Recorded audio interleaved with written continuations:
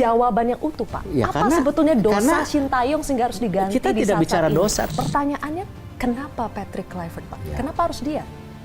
Pilihannya banyak. Kita waktu itu sortir mungkin ada 15 nama.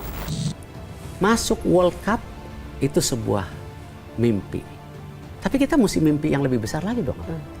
Masuk World Cup terus nggak? Kan itu yang selalu saya challenge. Semoga nggak ada hidden agenda memecah pemain lokal dan pemain diaspora. Apakah Saya nggak tahu. itu sudah muncul, Pak? Saya nggak tahu. Upaya-upaya memecah Saya nggak lagi. tahu.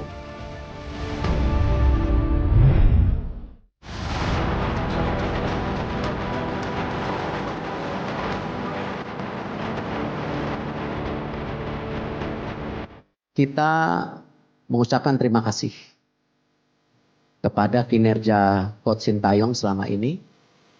Dan kami sudah mendapatkan calonnya.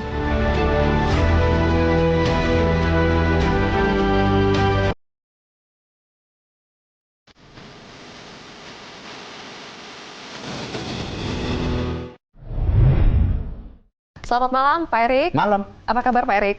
Baik. Sibuk ya beberapa hari terakhir ini? Banget. Pak Erik, kita wawancara di hari ini, Rabu 8 Januari, dan saya membuka situs resmi dari PSSI. Di pukul 3.30 sore tadi sudah resmi, Pak. Selamat datang, Patrick Kluivert. Sudah official ya, Pak? So why him, Pak? Kenapa Kluivert? Gini, kita kan melihat semua perjalanan sepak bola itu nggak boleh dilihat dari hanya satu sisi. Ya, kadang-kadang hari ini terjebak misalnya, seakan-akan PSSI membangun programnya itu berdasarkan tim senior saja. Tidak.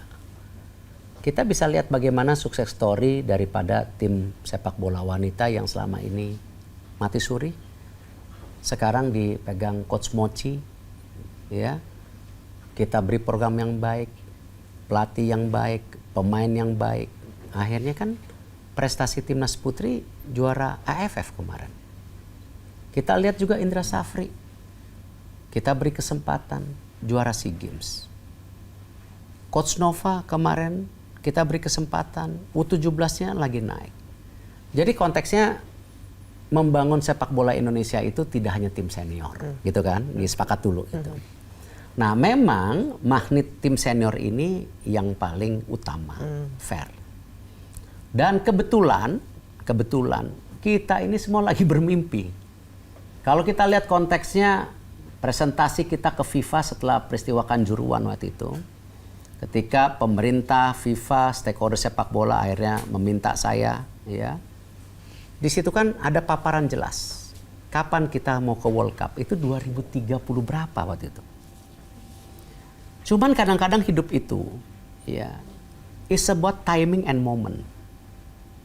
Nah, ketika generasi emas kita ada, seperti juga Belgia pernah, Argentina juga pernah, ya, Vietnam kemarin generasi emasnya juga bagus, Thailand. Nah, kebetulan ini ada nukleusnya. Makanya dengan ada Rido, Marcelino, kita dorong ke U23. Tetapi kurang, ya kita tambahin pemain. Gitu kan? Naik lagi kelasnya. Ya kita tambahin pemain lagi. Baik yang di dalam dan di luar negeri. Nah, ketika kelas ini naik, nah tentu ini ada dinamika. Nah, yang tersulit ketika ya tidak hanya program saja harus baik, pelatih harus baik, pemain harus baik, tentu ada yang bisa terjadi itu Pak, locker room. Locker room itu yang semua pelatih ya tentu pasti menghadapinya. Sama sebagai pemilik klub juga saya, ya. Beberapa kali saya tahu situasi locker room itu yang bisa menaikkan prestasi klub dan menurunkan klub. Dan itu tidak mudah gitu. Nah, prestasi Coach Sintayong bagus, kita nggak bilang nggak ada masalah. Nah, tetapi tentu kembali karena mimpi kita yang kecepatan mungkin, yang sekarang semua udah, ini berita sepak bola viral udah berapa hari saya nggak tahu ya. Ini memang udah terlalu lama sepak bola kita. Nah, mimpi ini ya kadang-kadang bisa membuat sebuah injakan yang mungkin kadang-kadang tidak normal. Nah, ya mau tidak mau ya memang resiko apapun kita harus ambil pada saat ini. Oke. Menarik untuk membicarakan lebih jauh soal apa yang sebetulnya terjadi di locker room ya Pak. Karena itu yang menjadi katanya alasan utama kenapa akhirnya itu menjadi momentum kenapa akhirnya STY diganti. Tapi dengan momentum hari ini PSSI secara resmi mengumumkan Patrick Kluivert sebagai pengganti dari STY. Pertanyaannya kenapa Patrick Kluivert Pak? Kenapa harus dia? Pilihannya banyak. Kita waktu itu sortir mungkin ada 15 nama. Ya kembali kan gini. Kita itu kan memilih pelatih bukan karena feeling atau perasaan. Semua decision making ini kan harus kita lihat tadi. Program yang baik, pelatih yang baik, pemain yang baik. Ini harus menjadi satu kesatuan. Dengan konteks itu, makanya kita coba lihat profiling. Nah, dari 15, akhirnya saring 5. Dari 5, 3. Ya, tapi kan mesti interview, mesti ada chemistry. Dan kita mesti ngerti filosofinya. Nah, disitulah kenapa akhirnya kita lihat, oh dari beberapa figur dan availability, ini penting availability. Kalau nggak available, ngapain kita interview? Nah, kemauan, keseriusan dia ada. Dan dia, saya lihat, ya, dia asisten pelatih tim nasional Belanda. Dia juga, ya udahlah, legenda di tim nasional Belanda. Nah, dan dia terbuka bahwa waktu kita hiring ini as a team, not as an individual. Bahkan asisten-asisten pelatih yang saya interview itu bukan dia yang interview. Saya bilang, setelah saya bilang ini ada 3 asisten pilihan, Anda cocok atau tidak. Jadi di situ ada chemistry lain. Jadi ini memang sesuatu yang istilahnya kompleks. Tapi ya dengan tujuan yang sama, ingin kita berhasil. Nah, di segala dinamika ini ya kita lihat ya ini availability, saya rasa leadership-nya ada, ya track record-nya ada. Nah, ini kita coba gitu. Tapi spek utama yang Pak Erik cari dari pelatih pengganti STY ini apa sih Pak? Ya bisa memanage locker room. Memanage locker room. Dalam sepertinya makna dari itu Pak. Ya karena memang mayoritas pemain kita juga diaspora dari Belanda sekarang. Saya ada pilihan mau ngambil dari Italia. Mungkin karena beritanya kemarin di Tutto Sport ini, mungkin karena hampir 3 bulan yang lalu saya pernah bicara dengan beberapa teman saya di Italia. Pernah juga nawarin pelatih Italia. Gitu. Cuman saya pikir-pikir, waduh, ini Italia, ini Belanda di Indonesia nyambung lagi nggak nih? Karena kan kultur Italia sama kultur Belanda beda ya. Sama-sama Eropa loh. Ya, saya juga pernah bicara dengan pelatih Inggris. Saya bilang, waduh, ini cocok lagi nggak ya? Jadi ya memang kembali yang saya bilang, proses ini bukan proses baru sebenarnya. Udah proses 3 bulan. Tetapi kan kembali momennya harus pas, timingnya harus pas, ya hitungannya harus pas. Karena kan tim nasional ini bukan milik saya. Ini kan milik bangsa kita, bukan milik individu. Tidak ada kultuisme yang kita ingin bangun buat tim nasional ini. Berarti Pak Erik sudah yakin betul bahwa pelatih ini, Patrick Kluivert ini, dengan tim ya, bisa meningkatkan peluang kita untuk lolos ke Piala Dunia, Pak? Kita harus coba semaksimal apapun. Karena persiapan 4 game terakhir, ya kita lihat China ya memberhentikan liganya, naturalisasi 3 pemain Brazil.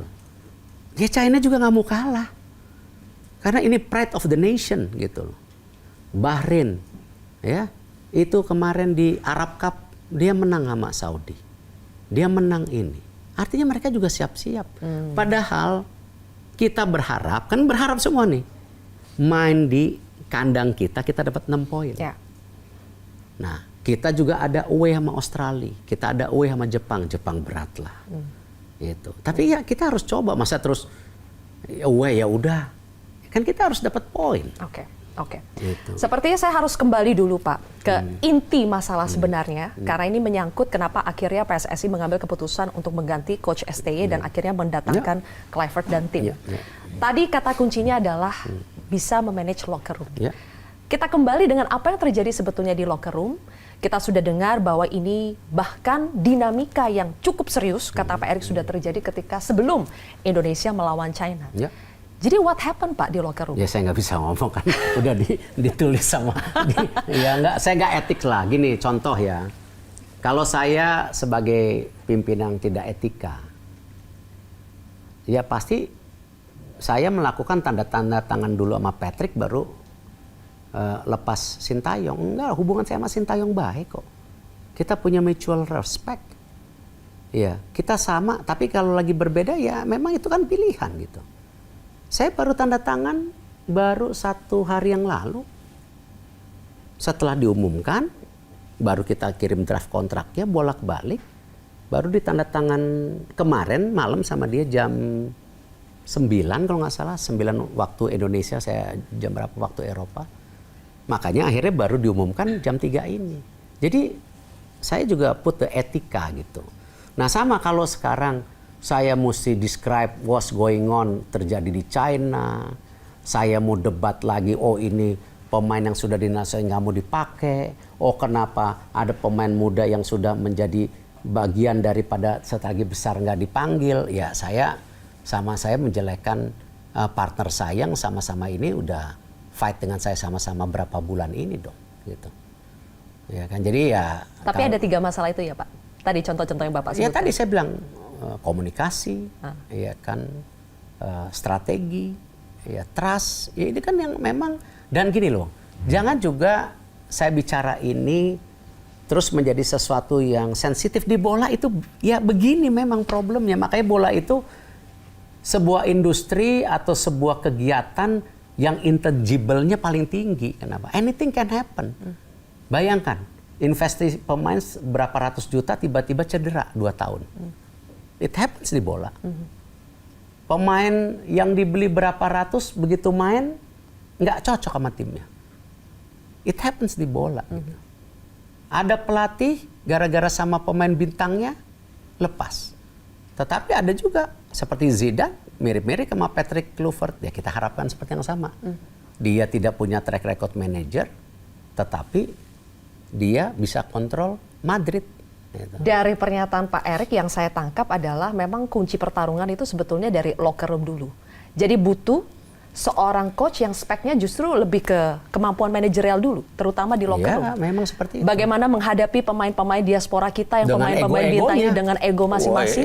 Ini kan bayangin, value pemain kita itu sekarang udah ratusan miliar. Bahkan satu pemain aja dibandingkan satu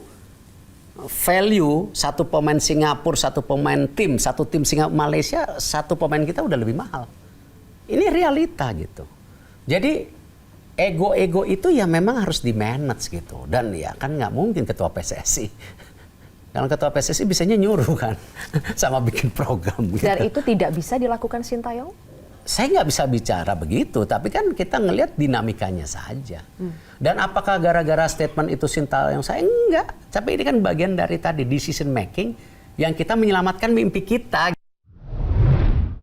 Pak Erik ini lebih memenangkan kepentingan dari pemain diaspora kita daripada kepentingan timnas kita yang sudah baik sebetulnya bersama dengan Coach Sintayong. Enggak.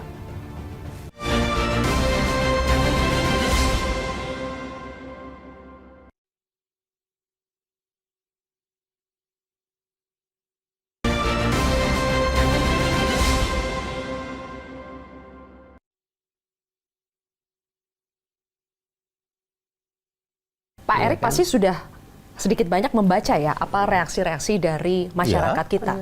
Dan kebanyakan mereka masih belum mendapatkan jawaban seutuhnya kenapa Sintayong yang mereka anggap berprestasi mengantarkan kita sampai ke putaran ketiga kualifikasi Piala Dunia 2026 zona Asia, peringkat kita naik jauh di FIFA. Jadi mereka tuh belum mendapatkan jawaban yang utuh, Pak. Ya, apa sebetulnya dosa Sintayong sehingga harus diganti kita di tidak saat bicara ini? dosa, tapi gini, tadi masyarakat Indonesia ini sekarang hanya melihat di satu titik saja. Tadi yang saya jelaskan, bahwa program PSSI itu berhasil bukan hanya di tim senior loh. Dan ada figur pelatih banyak yang lain yang sini. Kok nggak pernah diomongin? Gitu loh. Terus konteksnya selalu ketika ini yang disalahin pemain. Pemain-pemain di buzzer habis-habis. Kasihan dong pemain. Marcelino yang menyelamatkan 2-0 ketika AFF ya kan udah nggak jadi kayak apa-apa. Ini masa depan kita loh, Marcelino. Nah, jadi hal-hal seperti ini saya ingin proporsional bahwa apa? Kembali tim nasional ini tidak ada kultuisme. Ya, ini milik kita sama-sama, kita perbaikin sama-sama. Saya perlu dukungan supporter, saya perlu dukungan pemain, saya teruskan program yang baik, kita perlu juga dukungan pelatih. Kita proporsional. Supaya ini kembali mimpi kita, asa kita, yang kita ini masih dapat walaupun itu juga jarang terjal. Dan kita sudah kehilangan poin waktu lawan China itu kehilangan poin. Itu. Nah, jadi artinya apa? Ya kita ini pilihan gitu. Dan percayalah, Zi, kan kamu tahu saya ini yang selalu saya bilang, saya ini kan orang yang ambisinya di hasil, bukan di jabatan. Orang memang tanya, oh gimana popularitas? I don't care. Orang di sini bukan cari popularitas kok. Kita sama-sama ditugasin, saya dapat tugas untuk perbaikan tim nasional kita, sepak bola Indonesia. Ya, ini yang kita lagi lakukan sama-sama gitu. Dan it's not about me, ini is about ya sepak bola kita, buat ya merah putih gitu. Makanya yang saya tadi koreksi, please, ya, Anda tidak suka tapi jangan hancurkan tim nasional merah putih kita dong. Sekarang ada fiber memecah belah pemain diaspora lagi dengan pemain, so what? Ini semua orang Indonesia kok gitu. Dan kita patut bangga.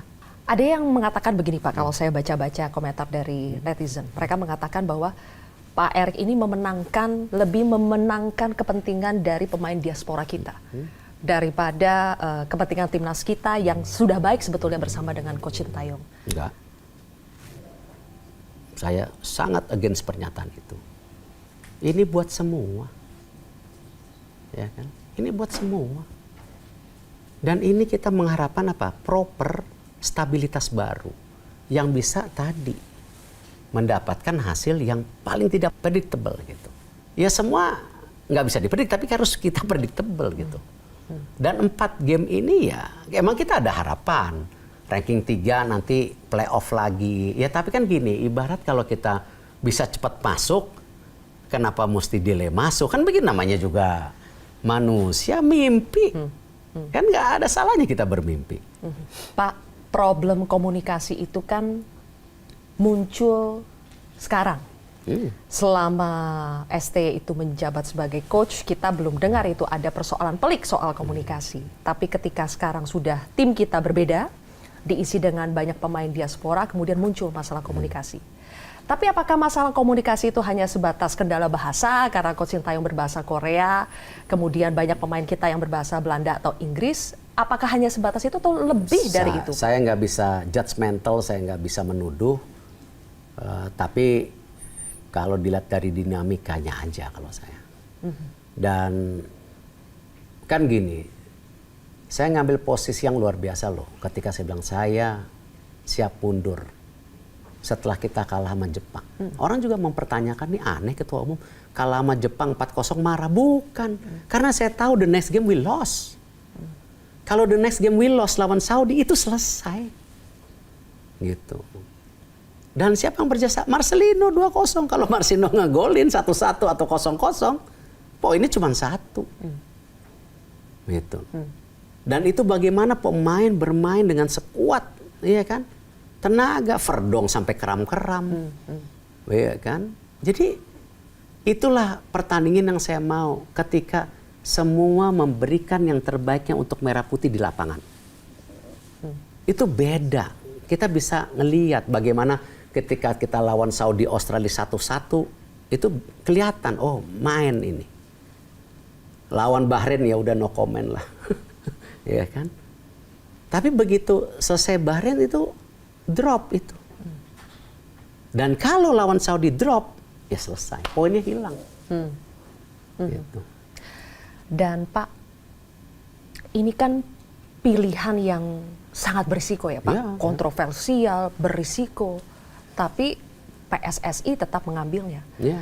Apakah memang lebih worth it mengambil pilihan ini daripada, kan ada yang bilang, timingnya yang salah. Kalau mau dievaluasi, Sintayongnya di ujung ketika sudah ada kita lolos atau tidak kualifikasi Piala Dunia. Tapi yang sekarang ini yang akhirnya menjadi persoalan. Dan itu beban buat PSSI harusnya kan Pak? Ya. Ketika harus mengambil keputusan Kembalikan dan amanah. orang menunggu, ini berhasil atau Iya, tidak? amanah kan resikonya orang waktu lawan Saudi aja siap mundur kok. Itu loh. Saya nggak punya beban dan saya nggak cari apa-apa di sini. Gitu. Kalau tapi buat timing, kebayang nggak? Kalau kita ngambil keputusan pada saat kita, wah ini kalah sama Cina begini, wah, udah kita putusin. Dah bulan depannya tanding, pelatihnya belum ada, semuanya belum ada, pakai pelatih interim, ya dong. Ini kan kita berbulan-bulan, ya kan, mencari momen. Nah kita melihat karena ini masih 3 bulan, kita punya persiapan 2,5 bulan. Dan gini, ada yang kadang-kadang lupa ya, ini tuh bukan klub loh. Ini memang tim nasional di mana-mana berkumpul, ya latihan 3 hari main. Jadi taktikalnya itu udah sangat tinggi, knowledge antara pemain dan pelatih itu mesti begini, karena udah mesti tahu, karena latihannya cuma 3 hari, gitu. Kan nggak ada waktu. Ini aja kita nyolong, minta liga main 4 hari berhenti sebelum, nggak ada di seluruh dunia liganya berhenti 4 hari sebelum FIFA Matchday, cuma di Indonesia. Dan dengan pelatih yang baru Pak, 2,5 bulan sebelum Indonesia menghadapi Australia, PSSI sudah hitung itu cukup Pak waktunya. Memang, membangun chemistry, tactical, segala macam. emang nggak pernah ketemu juga kan? Aha. Kan nggak pernah ketemu juga, ketemunya pas 3 hari sebelum tanding. Jadi mau pelatih lama, mau pelatih baru pun sama saja waktunya. Sama aja, kan. Yang penting understanding, sistem, culture, dan gini loh. Dan yang menarik ya, kelas timnas sepak bola kita di Asia, itu pemain yang main di luar negeri, Jepang itu 21 pemain. Ya. Australia 19 pemain. Nomor 3 dan 4 siapa? Kira-kira nih. Indonesia dan Korea sama-sama 17 pemain main di Eropa sekarang. Artinya kelas kita udah beda. Jadi kalau ditanya kenapa sekarang penonton datang ke lapangan pede, wah menang. Udah tahu ranking 120 lawan 50 masih aja yakin menang. Itu. Tapi kan itu loh yang kita mesti bangun di bangsa kita gitu, kan optimisme seperti itu juga. Ngelihatnya Zid, ketika kita menang lawan Saudi, nahan 1-1. Coba masyarakat kita yang ada di sana, Saudi. Itu mereka seperti apa? Yang biasa kesehari-hariannya berkeringat, cuman ya mohon maaf lah kerja di situ. Bagaimana auranya keluar? Iya kan? Jadi ada intangible assets yang nggak bisa hanya indices a personal agenda. Itu, oh ini aku, no, this is milik bangsa kita gitu.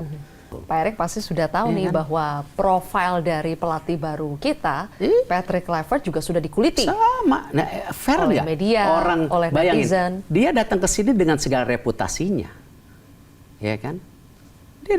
Dia punya kerjaan kok, dia lagi ini. Kemarin waktu ketemu saya maaf, saya harus balik sama keluarga. Besok saya juga diundang ke Brazil.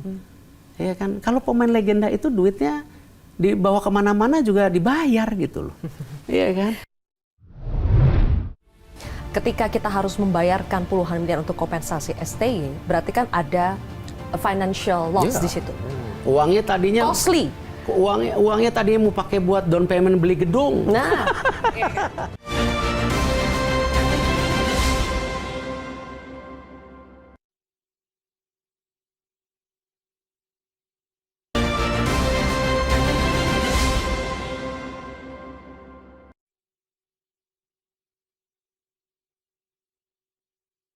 Pak Erick bagaimana merespon Pak soal informasi-informasi bahwa CV dari Kluivert ini dikuliti yang katanya tidak terlalu mentereng secara CV kepelatihannya ya dibandingkan dengan Sintayong, Ada kemudian penilaian katanya 1 tahun sudah menganggur sebagai pelatih. Ada penilaian lain, ada penilaian lain. Tapi semua informasi ini Pak, Ya, Pak Erick sudah ketahui. Iyalah. Termasuk berbagai skandal yang Dibilang menyangkut skandalnya nggak Kluivert. bener, kan udah jelas itu dia di frame.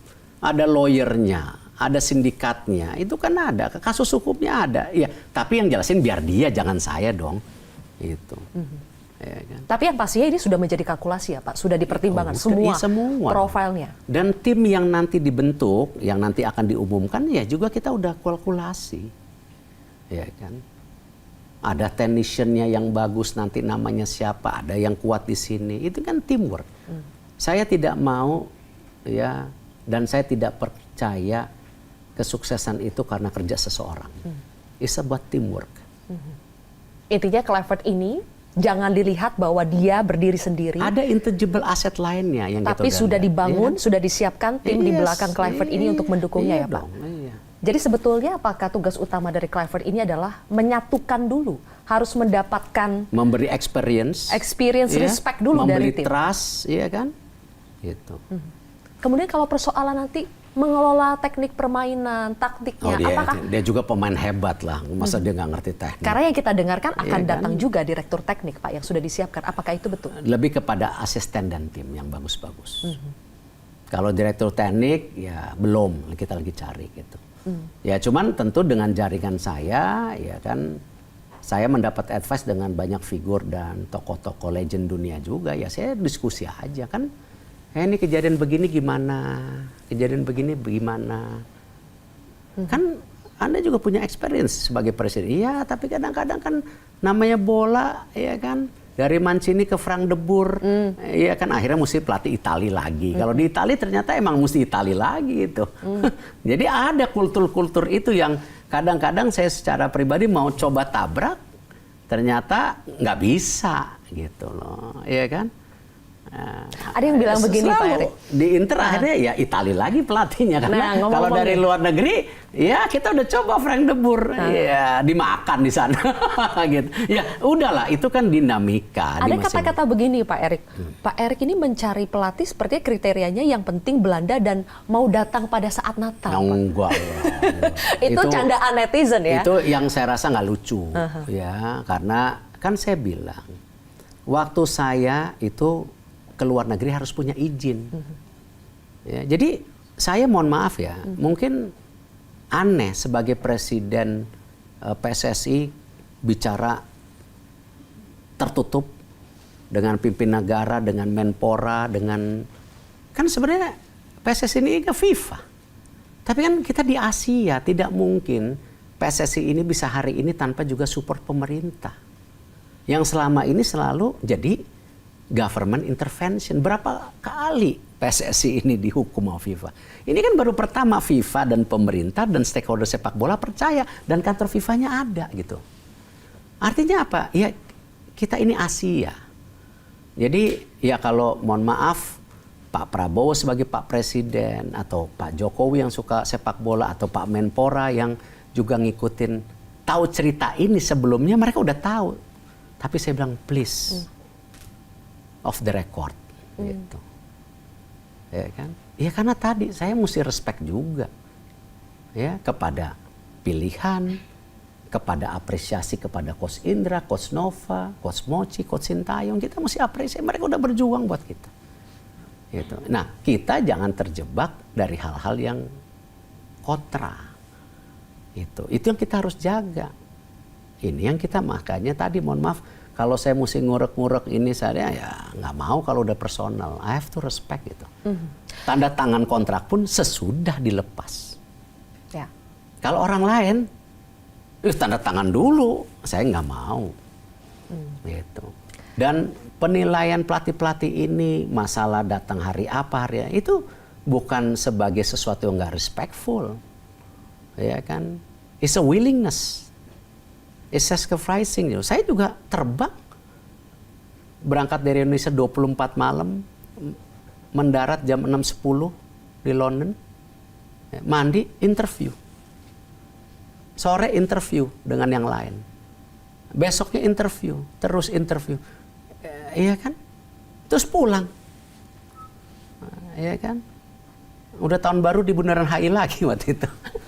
Iya kan? Clifford itu betul tidak Pak Erik direkomendasikan dari Van Gaal? Saya nggak bisa komen gitu. Kan ini di dalam sepak bola juga ada etikanya. Saya nggak boleh main buka-buka gitu. termasuk yang tadi soal skandal, berbagai skandal yang dikuliti, kita punya, itu menurut Pak Erick tidak relevan dengan gini, pilihan. Setiap manusia pasti punya kekurangan, tapi kita itu jadi jangan bangsa yang selalu ngejelek-jelekin gitu. Nanti karma tuh. Ya kita harus udahlah. What is past, we look the futures. Apa yang kita harus perbaikin, kita jaga mimpi kita jaga asa kita, kan gitu. Ya kan? Kalau dulu orang mungkin masih bilang kita butuh waktu, tapi kan kalau sekarang bulan Maret kita sudah mau menghadapi Australia, dan itu akan menjadi pertaruhan pertama pembuktian apakah keputusan PSSI ini tepat atau tidak. Segala konsekuensinya sudah siap, Pak Erick. Kalaupun nanti kalau menang bagus, orang-orang akan memuji ini keputusannya tepat dari PSSI. Tapi kalau kalah itu yang berisiko kan, Pak Erick? It's part of the job gitu. Pak Erick bersama dengan PSSI willing to take all the risk. Loh, karena lebih memenangkan bagaimana kalau kita mau menjaga psikologis para pemain. Kalau kita mau cuman happy, stay at it saja, aman. Kalau nanti gagal, ya udah, salahin aja pelatihnya, nggak fair dong. Nah, iya kan. Terus akhirnya mimpi kita hilang. Kan kita harus jaga mimpi kita. Gitu. Iya Pak. Kenapa saya tanyakan ini lebih dari sekali? Karena saya juga mendengar sebetulnya kalau mau aman, mau main aman, PSSI, Pak Erick cukup mempertahankan saja. Nonton aja tepuk tangan. Pelatih yang sekarang. Bagus. Iya kan? Toh kalaupun nanti kita kalah, mungkin orang-orang akan lebih menyalahkan pelatihnya. Ya. Tapi kan pilihan ini diambil. Kan nggak bisa gitu. Berarti ada something else, ada something yang lebih besar. Ya kita harus berhasil kan. Kita maunya berhasil. Masa jadi kita bangsa kalahan terus? Itu kan. Kita harus jadi bangsa menangan lah. Kita mesti juga ambisius in the good way. Bukan mengalahkan sejarah cara ya, gitu. Sama ketika kita melihat aturan FIFA, bisa naturalisasi, kita pakai aturan FIFA, bukan. Dan pemain-pemain ini loh, mereka kan nggak dapat apa-apa dari kita. Ketika mereka lepas warga negara, mereka emang nggak gampang main di EU-nya, susah aturannya, dibatesin, ada kualifikasinya semua gitu loh. Jadi jangan dilihat hanya iya kan, mereka kan main, nggak ada. Mereka benar-benar kecintaan kepada Indonesia segala gitu loh. Ya. Dan mereka real, ada darah Indonesia gitu. Ya. Pemain-pemain kita juga upgrade, naik kelasnya. Lihat aja Rido, lihat aja upgrade gitu. Nah itulah kenapa yang U17, U20 pun kita sekarang pupuk. Di U17 cuma ada Matthew Baker. Dan itu ibunya orang Indonesia, bapaknya orang Australia cuma satu. Di U20 hari ini baru satu, Jens Reven. Ya. Nah ini yang kita harus naikkan mereka. Confidence level. Gitu. Tadi malam saya masih telepon Coach Indra jam berapa? Tanya Coach Indra, 11.30 malam. Coach, tanggal Juni sekian, Juni atau berapa? Available nggak U20? Ya, ini ada mau datang dari Eropa, mau tanding, khusus datang ke Indonesia. Gimana Pak Kosko? Enggak, dia bayar sendiri. Jarang-jarang Pak katanya. Hotel Pak, bayar sendiri. Ayo, kan itu luxury yang saya dapat juga sebagai pernah menjadi komunitas bola di Eropa gitu. Ya, gitu kan. Jaringan itu ya Pak. Iya kan. Jadi ngomong soal bayar-membayar nih Pak. Kita tahu sebetulnya kontrak ST itu sampai 2027. Ya. Sehingga ada kompensasi resiko, puluhan miliar rupiah katanya harus dibayarkan kepada makanya Sintayong. itu kalau pasti campurin ke mafia bola saya keberatan gitu. Erick Thohir. Ya, saya mana bisa ditekan-tekan sih, kan tahu. Tapi ada yang coba menekan nggak sih Pak? Nggak ada. Saya susah ditekan orangnya. Nggak ada yang coba-coba juga untuk... Saya kompromi, saya buka begini strateginya, tapi nggak ada yang bisa ditekan saya. Ya kalau saya ditekan teman, mana bisa match fixing sekarang bersih di Liga 1. Bicara aja. Liga 2 masih alarm tiap minggu bunyi. Ya kan? Kita ini membangun ekosistem sepak bola gitu loh. Akan semuanya pelan-pelan. Nanti tahun depan Liga 2 bersih. Ya nanti Liga 3, 4 amatir. Perserikatan harus balik lagi lah. Makanya kita akan benchmarking ke Belanda. Ya, akhir Januari ini kita akan ke Belanda benchmarking PSSI. Pak, apakah sudah sampai pada pembicaraan what if kalau pelatih yang baru juga don't get the job done? Begini.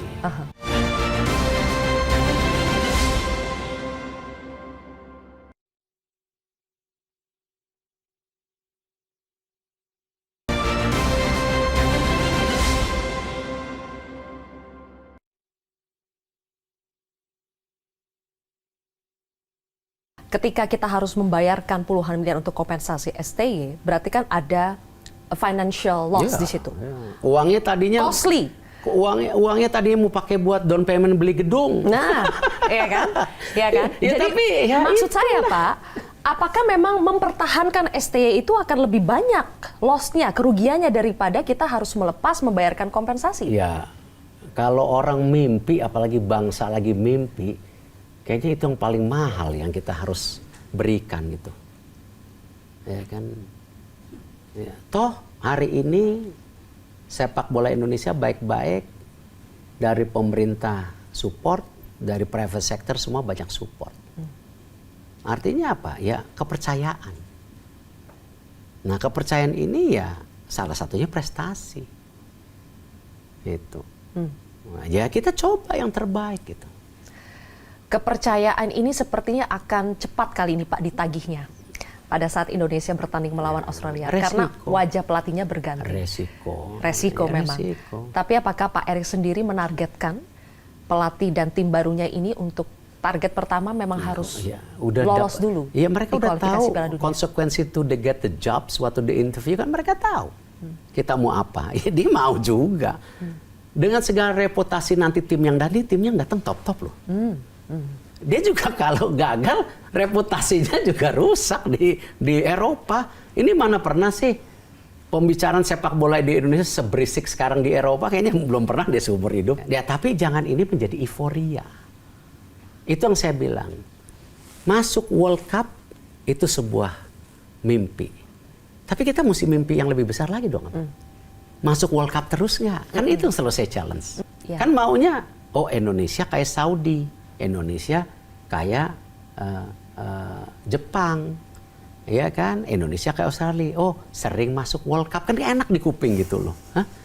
Ini baru pengen sekali World Cup aja udah heboh, ribut gitu loh. Padahal maunya kalau ini masuk, ya masuk World Cup lagi gitu kan? Itu kan kita harus jadi bangsa yang apa? Yang progresif, yang fight gitu. Iya dong. Mungkin masyarakat haus betul memang Pak. Kita sudah haus betul ingin tapi masuk World Cup. Jangan jadi black and white, jangan jadi juga destruktif. Ya, pelatih belum datang udah, ya gimana dia mau konsentrasi? Iya dong. Ya kan nggak fair gitu loh. Let him work gitu loh. Ya, let him doing the job, kasih kesempatan gitu loh. Ya kan? Pak, apakah sudah sampai pada pembicaraan what if kalau pelatih yang baru juga don't get the job done? Oh, begini. Waktu saya tawarin mereka, gimana? 4 tahun? Oh enggak, 2 tahun. Habis 2 tahun Anda nilai saya. Ya. Kenapa 4 tahun? Karena ada Olimpiade. Kan kemarin kita gagal Olimpiade. 1 game, tinggal 1 game gagal. Ya. Oh, enggak, 2 tahun aja. Nanti habis 2 tahun, oke, kita Olimpiade. Saya rasa mereka ini orang-orang yang reasonable lah, bukan orang yang hanya isebat numbers apa. Mereka juga reputasinya bahaya, gitu, bahaya. Oke. Dan kita bukan negara yang pernah masuk World Cup ya, ranking 127 dan kita itu cepat turun. Ya, rankingnya jadi bagus ini hanya 2 tahun terakhir karena kita aktif berkompetisi dan aktif mengisi FIFA Matchday. Yang selama ini FIFA Matchday, ya liga nggak berhenti. Kan bangsa kita paling hebat tuh. Mau semua, kita mau semua, tapi tidak terstruktur, tidak terprogram. Nah, itu bangsa kita selalu pengennya. Dan bangsa kita jarang sekali ya senang melalui proses. Iya, ketika Pak Erick Thohir berbicara soal proses, ini mungkin kritik yang sudah Pak Erick sering dengar juga. Justru Pak Erick Thohir kadang dianggap tidak mau berproses, makanya banyak melakukan naturalisasi pemain dan akan berlanjut lagi. Kan tadi saya udah ngomong, di U17 cuma ada 1. Ya. Di U20 cuma ada 1. Nah, hari ini Ibarat mesin kita kekencengan. Nah terus kalau kenceng ngerem, ya selesai dong, hilang tuh momentum Olimpiade kemarin. Nah sekarang kalau kita main dengan tim yang kemarin U23 kita mainin nih, yang bangga tinggal 1 game, main di kualifikasi World Cup ini, kalahnya 5-0, 6-0 kali, 7-0, ya kan? Ya kan, that's the fact kok. Sama Jepang aja udah tim kayak gini masih kalah 4-0. Dan pelatih baru ini Pak, apakah ada ekspektasi kepada Kluivert karena dia legenda Belanda, striker ternama Belanda, juga bisa meyakinkan mungkin pemain-pemain diaspora kita yang lain yang belum bergabung? It's part of the job. Part of the job. Dan akan banyak nama menarik yang gabung. Dan Kluivert akan bisa menghandle itu Pak? Ya, karena ada trust. Ada trust di antara mereka, ini kan kultur. Tidak bermaksud untuk mendikotomikan lagi ya Pak, tapi saya jadi ingat karena baru kejadian ada komen balasan dari Coach Sintayong ketika Coach Nova mengucapkan terima kasih kepada Coach Sintayong, kemudian ada balasan yang menjadi headline di pemberitaan. Kata-kata Coach Sintayong adalah jaga pemain lokal kita. Itu disampaikan kepada Coach Nova. Benar, setuju. Ya. Semoga nggak ada hidden agenda memecah pemain lokal dan pemain diaspora. Apakah saya nggak tahu itu sudah muncul Pak? Saya nggak tahu. Upaya-upaya memecah saya nggak lagi. tahu. Ya kan. Pak Erick Thohir, apa yang mau disampaikan? Yang pasti tim nasional kita milik kita. Ya. Ya, jangan mau kita dipecah-pecah, apalagi ya diatur-atur asing. Ini kita bangsa kita kok. Nah. Ya, kita harus punya ini sendiri lah. Gitu. Ya. Ya kan? Sebelum mengakhiri interview kita Pak, saya juga tidak mau bahwa timnas kita dipecah oleh isu-isu negatif yang justru akhirnya membuyarkan konsentrasi kita untuk menghadapi ke depan. Tapi tampaknya ini satu lagi yang perlu saya klarifikasi tanyakan kepada Pak Erick. Ketika, oke lah, Coach Sintayong mengatakan, Pak Sumarji mengatakan bahwa ketika disampaikan, Coach Sin sudah bisa menerimanya dengan baik. Saya dengar juga. Ya kan? Tadi baru ditelepon sama Pak Marji, Coach Sin kirim salam, mau ketemu, welcome saya bilang. Kita ketemu, kita ngobrol. Sejak pemutusan belum ada ketemu lagi Pak? Belum, kan memang biasa. Saya juga sama Mancini selesai pisah, kemarin ketemu di event di beberapa internasional, salaman ketawa-ketawa, ispes, emang begitu. Hubungan saya Mancini juga kurang bagus waktu pisah. Ya kan? Tapi banyak juga yang bagus, ya emang part of life. Iya, karena kan pada saat perpanjangan kontrak, Pak Erick ada fotonya tuh salaman dengan Sintayong. Tapi pada saat pemutusan kontrak, Pak Sumarji yang menghadap Sintayong. Ya memang itu part. Emang selalu begitu, makanya direktur teknik, sport directors, emang seperti itu. Ya kan? Tapi mungkin masih ada orang-orang di sekitar Coach Sin terutama yang kurang enak didengar ketika keluarganya juga ikut berpendapat. Ya itu no comment. Iya kan? Saya nggak mau. Sampai ada kata-kata bahwa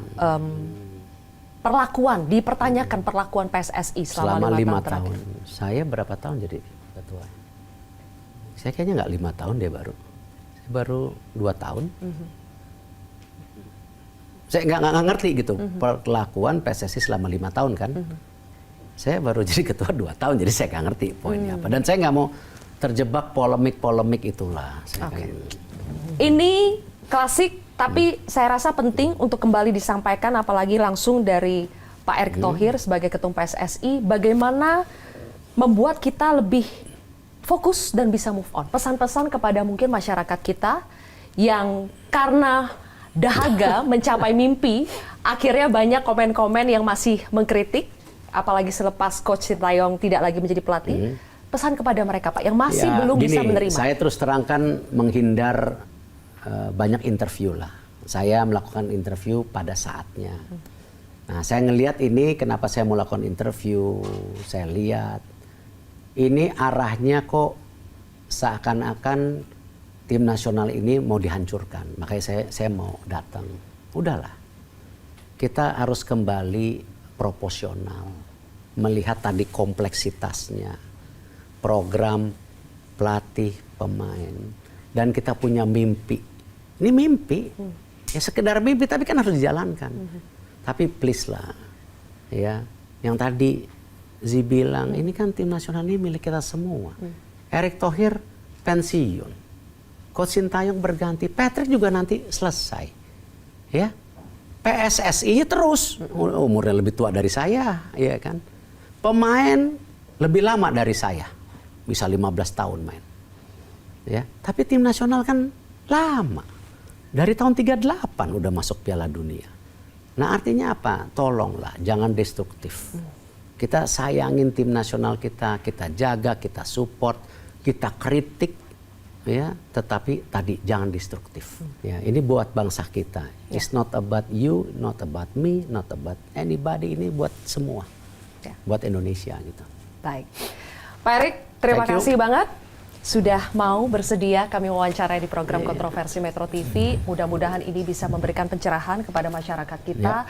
Bisa membantu juga untuk mengetahui sebetulnya alasan-alasan di balik berbagai keputusan penting yang dijalankan oleh PSSI dan semoga kedepannya apapun prosesnya, tapi kita berharap bahwa ini adalah demi kebaikan Timnas Indonesia, demi kebaikan bangsa Indonesia. Terima kasih Pak Erick Thohir. Dan pemirsa, demikianlah akhir dari kontroversi hari ini. Saya Zilvia Iskandar pamit undur diri. Selamat malam. Sampai jumpa. Metro TV.